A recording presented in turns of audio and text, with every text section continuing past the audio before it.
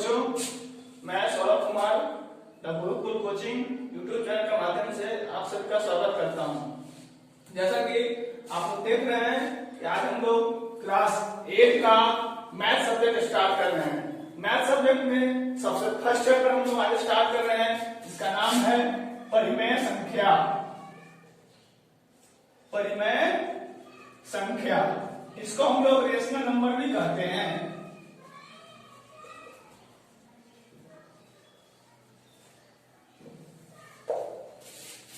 परिमेय संख्या जानने से पहले हम लोग पहले जान लेते हैं कि प्राकृत संख्या क्या होती है।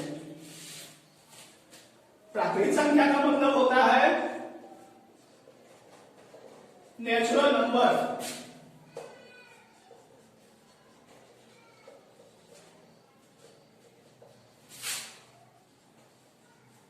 नेचुरल नंबर क्या होता है? तो नेचुरल नंबर वो होता है गिनती की सभी संख्या को हम लोग प्राकृत संख्या करते हैं, यानी जितने भी काउंटिंग्स नंबर होते हैं उनको हम लोग क्या करते हैं? नेचुरल नंबर कहते हैं। यानी गिनती की सभी संख्या को प्राकृत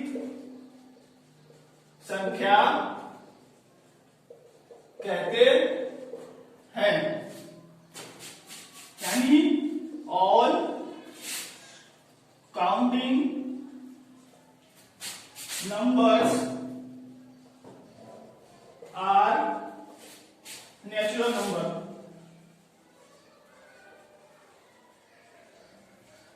all counting numbers are natural number. Example देखते हैं क्या होता है। जैसे 1, 2, 3, 4, 5, ये आगे तक जाएगा, यानी ये आगे कोई बढ़ता जाएगा, ऐसा कोई अंत नहीं होगा, यानी इनफाइनाइट तक ये काउंट होते चला जाएगा। ठीक है, बोलना पड़ेगा आपको। हम लोगों ने देखा नेचुरल नंबर, अब हम लोग नेचुरल नंबर के बाद होल नंबर देखेंगे, यानी पूर्ण संख्या। पूर्ण संख्या क्या होती है? पूर्ण संख्या क्या होती है, जिसको हम लोग होल नंबर भी कहते हैं। जब गिनती की संख्याओं में जीरो शामिल हो जाए तो उसे होल नंबर कहा जाता है। यानी गिनती की संख्याओं में जब शून्य शामिल हो जाए तो वह संख्या पूर्ण संख्या कहलाती है। इंग्लिश में देखें, ऑल काउंटिंग नंबर्स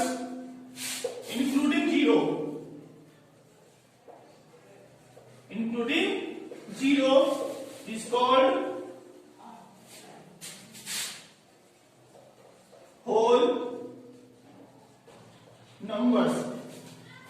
एग्जाम्पल देखते हैं। जैसा कि अभी हमने बताया कि जब गिनती की संख्या में जीरो शामिल होता है तो उसे हम लोग क्या करते हैं? पूर्ण संख्या करते हैं। कहां से स्टार्ट होगा? जीरो से स्टार्ट होगा, यानी जीरो भी एक पूर्ण संख्या है। जीरो से स्टार्ट होगा 1, 2, 3, 4, 5, इस तरह से कहां जाएगा? इनफाइनाइट तक जाएगा। ठीक है, अब पूर्णांक हम लोग देखेंगे। पूर्णांक के बारे में, पूर्णांक क्या होता है? जब पूर्ण संख्या में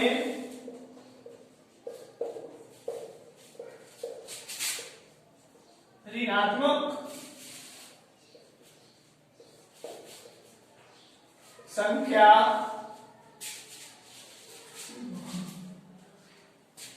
मिलाने पर पूर्णांक कहलाती है।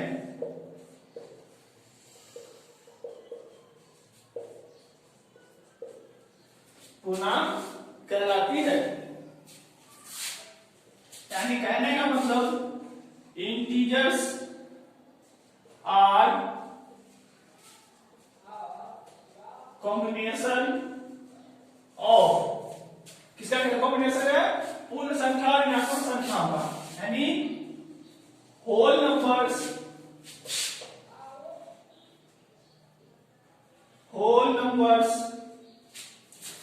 And negative numbers.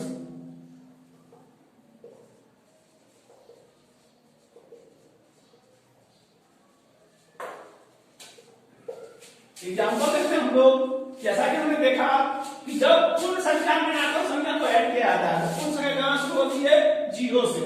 1 2 3 4 5 इस तरह से आगे पर बढ़ेगा। अब जितने भी ऋणात्मक संख्या होती है वो 0 के बाएं ओर लिखी जाती है। यानी 0 के पहले क्या आएगा? -1 -2 -3 -4, यानी ये भी कहां तक जाएगा? अनंत तक जाएगा।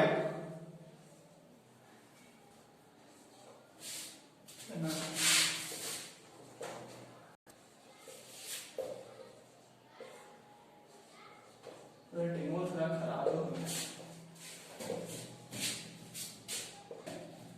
चलिए अब हम लोग देखेंगे क्या परिमेय संख्या। परिमेय संख्या क्या होता है? जो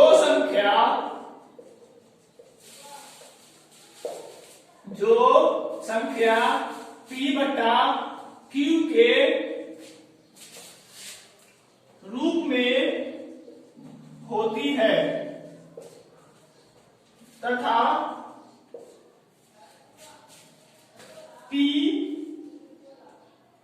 तथा Q एक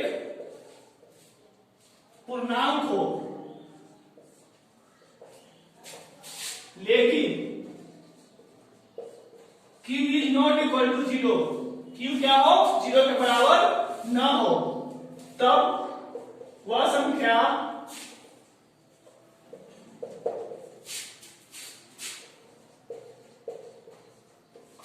परिमेय संख्या कहलाती है।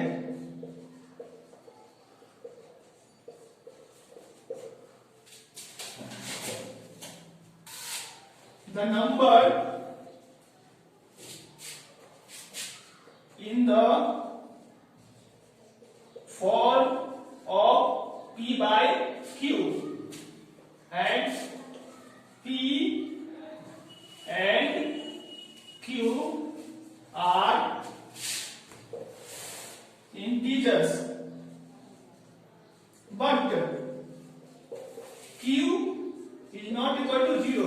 Q क्या हो? 0 के बराबर नहीं होगा। जैसे एग्जाम्पल हम लोग देखेंगे, जैसे 2/3, 4/5, 6/2, -1/2, 3/9, 4/8, ये सब क्या है? सभी क्या है? रेशनल नंबर है। सभी क्या है? परिमेय संख्या है। अभी हमने क्या देखा था? परिमेय संख्याओं के बारे में देखा था। अब हम लोग क्या देख रहे हैं? परिमेय संख्याओं के गुण, यानी properties of rational number. Properties of rational number में पहला आता है समृद्ध गुण, जिसको हम लोग क्लोजर प्रॉपर्टी बोलते हैं। क्लोजर प्रॉपर्टी का 4 गुण है। उसमें पहला गुण है कि जब दो परिमेय संख्या को जोड़ा जाता है तो उससे परिणाम संख्या आती है, वो भी एक परिमेय संख्या ही होती है। यानी दो परिमेय संख्या का योग एक परिमेय संख्या होगी। यानी the sum of two rational numbers are always a rational number। जैसा कि हम लोग देख लेते हैं P by Q एक रेशनल नंबर है और उसके साथ R by S rational number add किया जाता है, तो इससे जो परिणाम आएगा वो भी क्या आएगा? एक रेशनल नंबर ही आएगा। जैसे मान ले कि P 3 है और Q को 4 मान लेते हैं और R को 6 मान लेते हैं और S को 5 मान लेते हैं। अब हम दोनों का सम निकालेंगे तो कैसे निकालते हैं? एलसीएम लेंगे 20, फिर क्या होगा? 5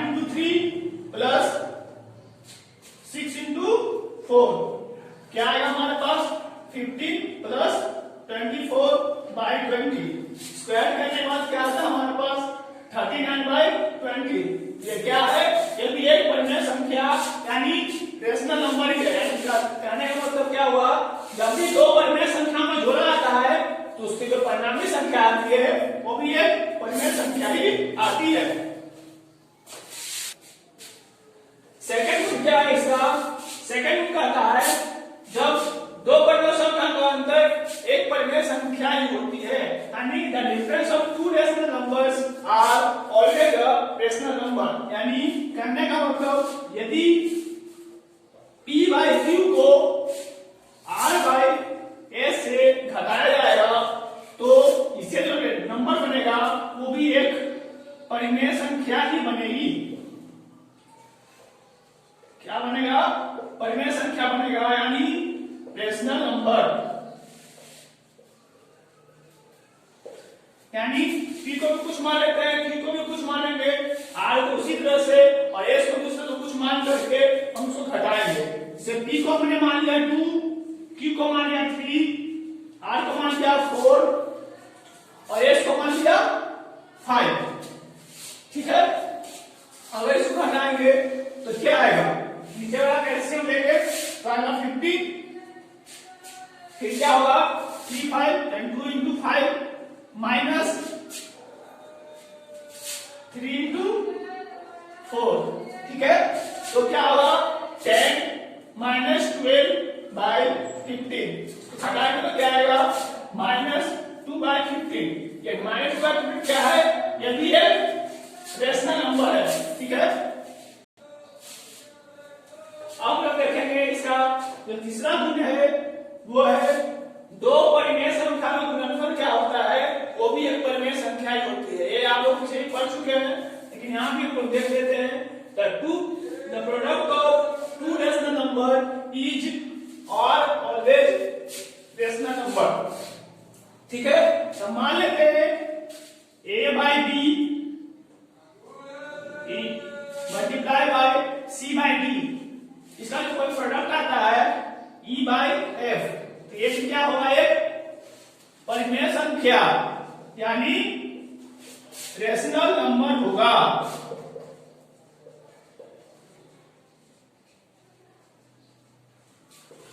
ठीक है, यानी ए को भी कुछ मान लेते हैं, माने कि ए क्या है 8 है और बी क्या है 9 है और सी को मान लेते हैं 3 और डी को मान लेते हैं 6। तो इसका प्रोडक्ट क्या आएगा? वो भी एक परिमेय संख्या ही आएगी। सो काटते हैं तो 3 3 जा 9, इसको काटेंगे तो 4 2 जा 8, 3 2 जा 6। तो क्या था हमारे पास इसका प्रोडक्ट 4 by 9। ये 4 by 9 क्या होगा? ये भी एक परिमेय संख्या होगी। इसका चौथा गुण है वो है दो परिमेय संख्याओं का भागफल क्या होता है, वो भी एक परिमेय संख्या ही होती है। यानी the division of two rational numbers are always a rational number.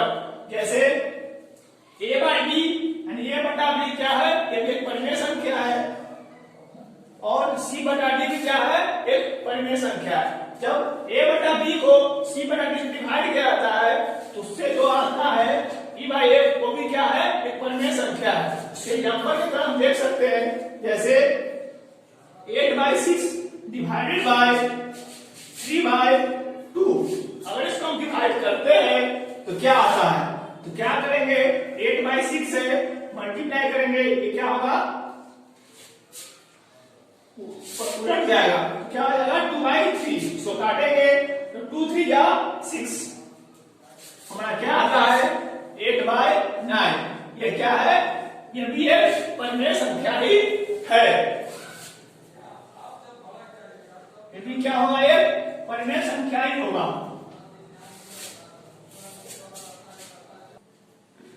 अब हम लोग इसके अगले नियम पर आते हैं। इसका नाम है क्रम विनिमयता का नियम, जिसको हम कम्यूटेटिविटी लॉ भी कहते हैं।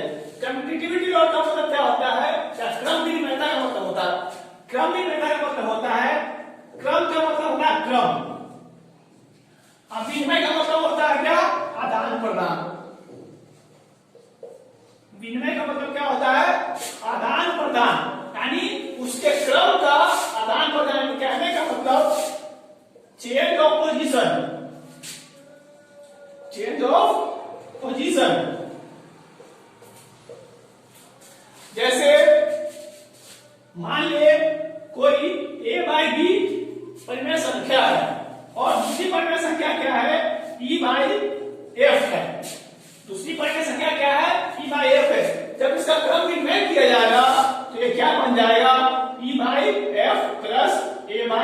20।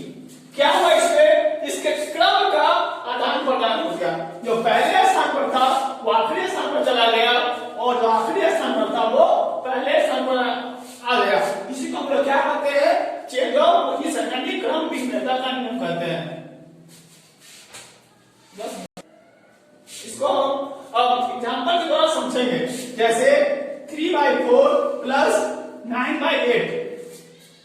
तो इसका क्रम विनिमयता कैसे बनेगा?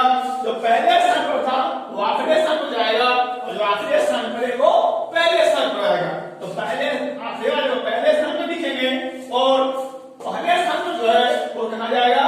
आखिरी स्थान पर जाएगा। इसी तरह एक और देख लेते हैं हम लोग 5/8 प्लस 9/6। इसका क्रम विनिमय करेंगे यानी इसका चेंज ऑफ पोजीशन करेंगे तो क्या होगा? ये जो आखिरी स्थान पे था वो आ जाएगा पहले स्थान पे और जो पहले स्थान पे था वो कहां चला जाएगा? आखिरी स्थान पे चला जाएगा। इसमें एक बात आप लोग ध्यान दीजिएगा, इसमें क्या है? क्रम विनिमयता का नियम हमेशा सिर्फ जोड़ में ही काम करता है। अगर ये घटाव आ जाएगा यानी डिफरेंस आ जाएगा तो उसमें वर्क नहीं करता है। यानी क्रम विनिमयता का नियम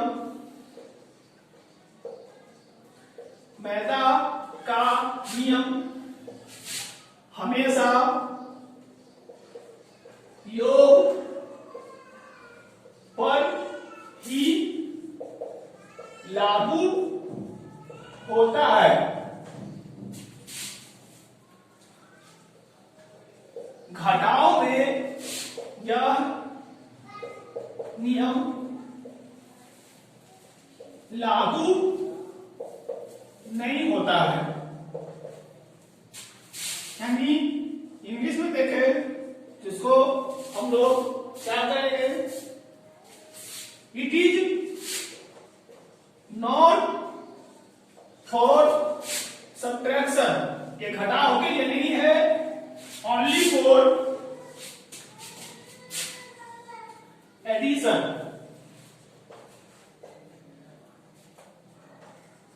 एग्जाम्पल से हम लोग देखेंगे तो क्या देखेंगे? जैसे हम आपको देख लीजिए, जैसे a/b है और माइनस c/d है तो क्या इसका स्थान बदलेगा? तो ये c/d माइनस a/b होगा?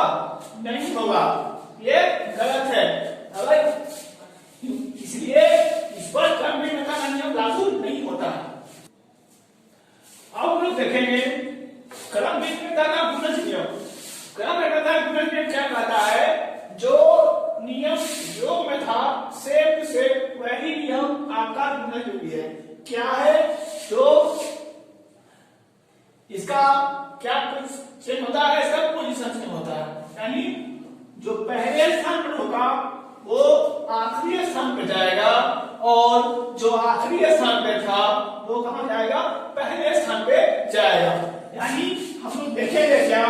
5/4 मल्टीप्लाई बाय 3/6। तो क्या इसका स्थान बदलेंगे तो 3/6 पहले आएगा और 5/4 बाद में जाएगा। अगर हम देखेंगे कि ये सही है या नहीं, सही है या गलत, इसको चेक करने के लिए इसका हम मल्टीप्लाई करके देखते हैं। तो 5 3 जा 15 और 4 6 जा 24। अब इसको मल्टीप्लाई करेंगे तो क्या आएगा? 15/64। 24 6 4 जा 24। तो क्या देखते हैं हम लोग कि दोनों तरफ क्या है? बराबर है।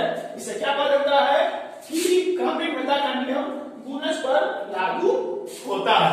ठीक है, अब हम लोग देखेंगे क्रम विनिमयता का नियम जो है वो सिर्फ जोड़ और गुणा पर ही लागू होता है। यह नियम न तो आपका घटाव पर लागू होता है और न ही भाग पर लागू होता है। यानी क्रम विनिमयता का नियम जो है डिवीजन पर लागू नहीं होता है। यानी हम इसको देख सकते हैं एग्जांपल के द्वारा। जब b/q को r/a से डिवाइड किया गया है तो क्या इसका स्थान बदलेगा? तो इसका स्थान नहीं बदलेगा। क्यों? इसको हम एग्जांपल से समझेंगे। जैसे 5/6 है, जिसको डिवाइड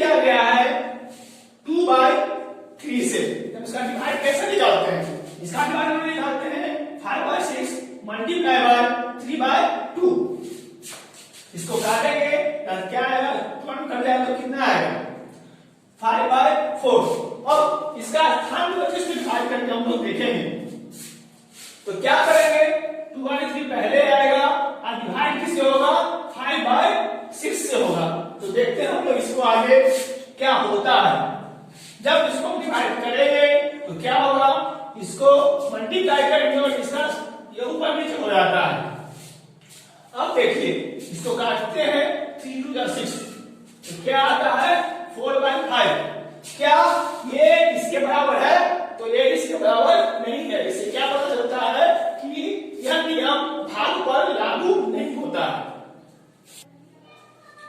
चलिए अब हम लोग आते हैं सहचाल नियम। सहचाल नियम क्या होता है, सहचाल नियम में 2 नियम है। एक कहता है कि परिमेय संख्या का योग सहचार्य होता है, या वो परिमेय संख्या 2 परिमेय संख्याएं हो या तो उनका योग क्या होगा, हमेशा सहचार्य होगा। यानी कहने मतलब यदि एक क्रम विनियमता का एक क्रम है लेकिन उसमें 2 परिमेय संख्याएं होती थी, इसमें 2 से ज्यादा होती है, अगर इसमें इसका भी पता होता है चेंज का पोजीशन, इसका भी क्या होता है चेंज ऑफ पोजीशन, इसमें भी क्या होता है पोजीशन का ही चेंज होता है। जैसे आप लोग देख रहे होंगे कि परिमेय संख्या का योग सहचार्य होता है, तो क्या है p/q plus a/b plus c/d। इसमें भी क्या किया गया है, p/q और a/b के स्थान को बदल दिया गया है। यानी ये दूसरे स्थान पर था, ये पहले स्थान पर आ गया, और ये पहले स्थान पर था, ये कहां चला गया, दूसरे स्थान पर चला गया। इसको कहते हैं हम लोग सहचार्यता का यानी योग का सहचार्य नियम। सहचार्य नियम वही होता है जो हम लोग क्या पढ़ते हैं क्रम विनियमता में पढ़े थे, ठीक है। अब है इसका क्रम सहचार्यता का गुणनफल, यानी कहने का मतलब परिमेय संख्या का गुणनफल क्या होता है, वो भी सहचार्य होता है। यानी इसमें भी क्या होगा, वही बात होगी, इसमें भी स्थान का परिवर्तन होगा और ये दोनों संख्याएं परिमेय संख्याएं बनेगी और ये हमेशा क्या होगी, बराबर होगी। जैसे p/q multiply by a/b multiply by c/d, ठीक है। तो क्या किया गया है, a/b को पहले रखा गया है और p/q को दूसरे स्थान पर रखा गया है। तो ये भी क्या है, गुणनफल का सहचार्य नियम है। जैसे आप एग्जांपल के तौर पर देख सकते हैं 8/9 मल्टीप्लाई बाय 7/8 मल्टीप्लाई बाय 5/4। इसमें क्या किया गया है, इसके स्थान को बदला गया है और कुछ नहीं किया गया। अगर इसके स्थान को बदलते हैं तो हमारे उत्तर में कोई परिवर्तन नहीं आता, अपना उत्तर क्या होगा, सेम होगा। चाहे तो हम लोग इसको समझ सकते हैं। जैसे हम लोग लिखा है 8/9 मल्टीप्लाई बाय 7/8 मल्टीप्लाई बाय 5/4। इसको पहले सॉल्व कर देते हैं। सॉल्व करेंगे तो क्या होगा, 7/8 5/4 काटेंगे, ये इसे कट जाएगा, मल्टीप्लाई का क्या आएगा 35/36, ठीक है।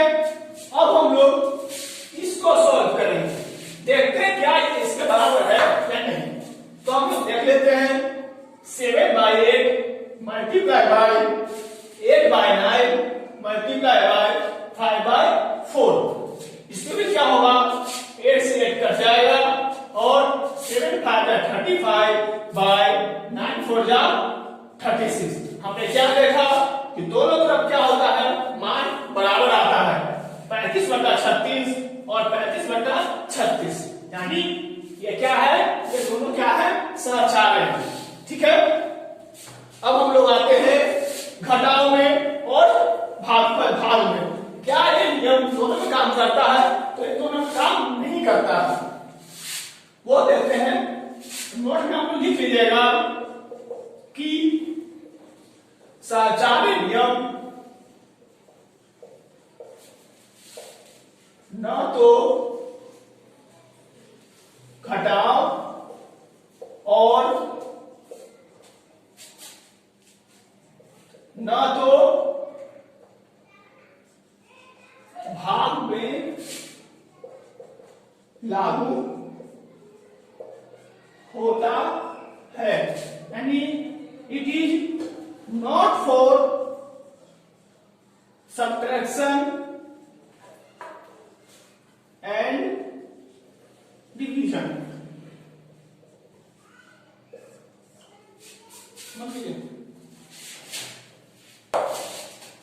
चलिए अब हम लोग आते हैं चौथे नंबर पे। ये क्या कहता है, योज्य प्रतिलोम यानी एडिटिव इनवर्स। प्रतिलोम का मतलब होता है उल्टा, योज्य का मतलब होता है योग यानी जोड़। देख लीजिए ये क्या है, पी बाई क्यू है, ये किसमें जोड़ में है, कोई चीज नहीं चला आता, इसका मतलब क्या होता है, ऐड होता है, यानी इसका योज्य प्रतिलोम क्या बनेगा, योग का मतलब क्या होगा, घटाओ, यानी जोड़ का मतलब क्या होता है, घटाओ, इसमें क्या लगा देंगे, माइनस लगा देंगे, हमारा क्या बन गया, योज्य प्रतिलोम बन गया। ठीक है, हमारा कोई संख्या हो तब तो संख्या को क्या करेंगे, जैसे 3/4 कोई संख्या है, इसको योज्य प्रतिलोम बनाना है तो क्या कुछ नहीं करना है, बस माइनस लगा देना है, बस ये हमारा क्या बन गया, योज्य प्रतिलोम बन गया। और एक बात और ध्यान दीजिएगा, योज्य प्रतिलोम का योग हमेशा क्या होता है, 0 होता है। वो कैसे होता है ये देख लीजिए, जैसे 3/4 है उसको इसके योज्य प्रतिलोम से जोड़ा जाएगा तो क्या बनेगा, प्लस -3/4 करेंगे तो क्या होगा, प्लस माइनस का मतलब माइनस होता है, तो 3/4 -3/4 दोनों मिलकर क्या बन जाएगा, 0 बन जाएगा। ठीक है, अब हम लोग आते हैं गुणात्मक प्रतिलोम में। तो गुणात्मक प्रतिलोम क्या होता है, गुणात्मक का मतलब होता है गुणा, प्रतिलोम का मतलब होता है उल्टा, तो गुणा का उल्टा क्या होता है, भागा। तो जैसे देखिए P बाई Q, हम लोग आते हैं अब गुणात्मक प्रतिलोम। ये क्या होता है, गुणात्मक का मतलब होता है गुणा, प्रतिलोम का मतलब होता है उल्टा। गुणा को उल्टा क्या होगा, भाग होगा, जैसे P बाई Q है, इसको अगर भाग करेंगे तो क्या होगा, इसका उल्टा हो जाएगा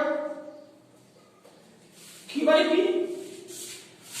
अगर हम लोग संख्या से देखें तो मान लिया जाए 2 है, इसको हमको इसको उल्टा करना है, 2/3 है, इसको क्या करना है, इसका गुणात्मक प्रतिलोम है तो गुणा में इसको क्या करना है, भागा में करना, कुछ नहीं करना है, इसको क्या करेंगे, बस पलट देंगे। एक बात और ध्यान दीजिएगा, जब 2 किसी गुणात्मक किसी परिमेय संख्या को उसके गुणात्मक प्रतिलोम से गुणा किया जाता है तो हमेशा मान 1 होता है। कैसे, वो देखते हैं हम लोग। यहां क्या था, 2/3 कोई परिमेय संख्या है, इसके प्रतिलोम से इसको क्या किया, गुणा किया जाएगा, तो किससे गुणा करेंगे, 3/2 से गुणा करेंगे। देख लीजिए 3 कट जाएगा, 2 से 2 कट जाएगा, 1 बार में 1 बार में 1 को 1 से मल्टीप्लाई करेंगे तो क्या आएगा हमारा 1 आएगा।